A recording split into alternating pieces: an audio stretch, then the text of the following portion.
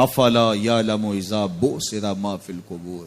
اے اکڑ کے چلنے والے، اے ناشکر انسان، اے دولت کے پجاری، وہ وقت یاد کر جب تو قبر سے اٹھایا جائے گا. اس وقت کفن بھی چھین لیا جائے گا. اب سب کو چھین لیا گیا، دولت، بینک بیلنس، تیری جائیدادیں، پلازے، گاڑیاں، گھر، کوٹھیاں، بنگلے، سب کچھ یہیں رہ گیا. صرف ایک چادر کفن کی لے کے جا رہا ہے. لیکن جب قبر سے اٹھایا جائے گا یہ کفن کی چادر بھی رہ جائے گی، برہنہ اٹھایا جائے گا. اللہ اکبر. نہ پاؤں میں جوتے، نہ سر پہ پگڑی، نہ بدن پہ کپڑا، برہنہ اٹھایا جائے گا. سیدہ عائشہ رضی اللہ تعالیٰ عنہ نے سنا تو کانپنے لگی. عرض کی حضور قبر سے برہنہ اٹھائے جائیں گے تو ایک دوسرے سے حیا نہیں آئے گی؟ فرمایا عائشہ معاملہ اس سے بھی آگے ہے. کسی کو ہوش ہوگی تو حیا آئے گی. ہوش اڑے ہوئے ہوں گے، خوف قیامت طاری ہوگا. قبروں سے یوں لوگ اٹھائے جائیں گے.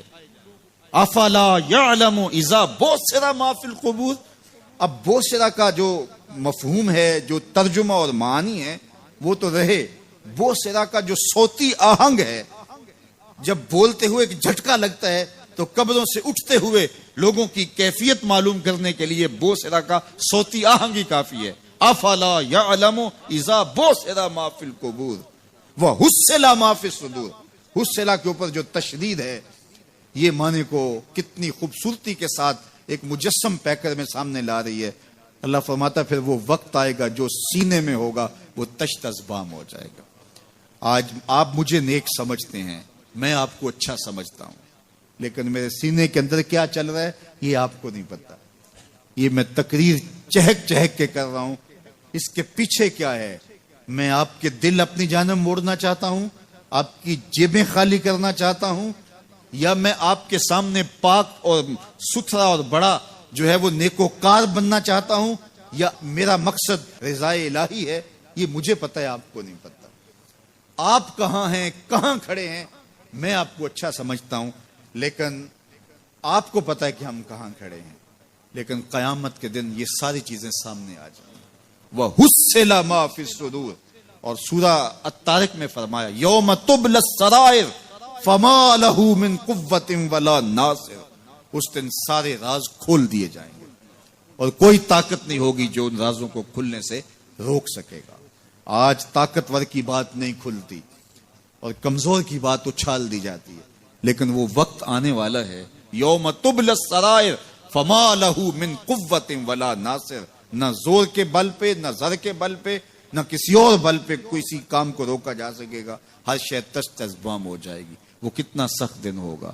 اے داور حشر میرا نامہ اعمال نہ پوچھ، اس میں کئی پردہ نشینوں کے بھی نام آتے ہیں.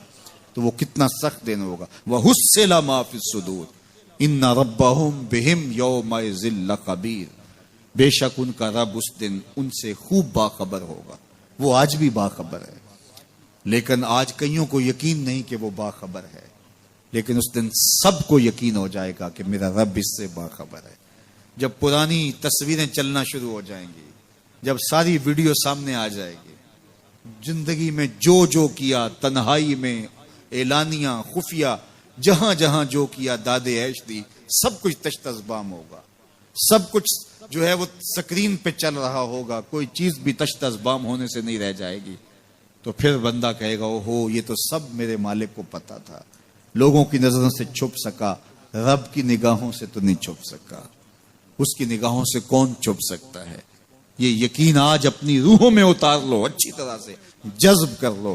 گناہوں سے بچنے کا اکثیر نسخہ ہے یہ یقین کہ میرا رب مجھے دیکھا ہے. یہ یقین جب روح میں جم جائے، خیالوں میں اتر جائے، اعتقاد کا پختہ حصہ بن جائے، پھر بند کوٹھڑی میں بھی جرم نہیں ہو سکتا کہ میرا مالک تو مجھے دیکھ رہا ہے.